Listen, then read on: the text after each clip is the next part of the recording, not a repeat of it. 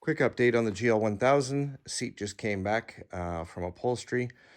Seat's all done. Side knee bolsters, they're done, but I just stuck it on with a single piece of double-sided foam tape just to see what it looked like. But this is actually upholstery. This isn't plastic. Got the silver upholstery, the exact same color as the rest of the bike. And the red, same as the tank. It's a dark red, but it's hard to, it looks a little brighter because of the LED shop lights and stuff. It looks a little bit brighter than it actually is. Let's see if I can get far enough back to get a overall look at this thing.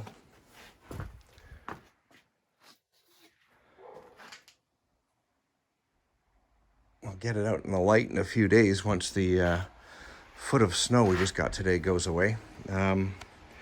But yeah, I figured I'd just a quick update. Thanks for watching.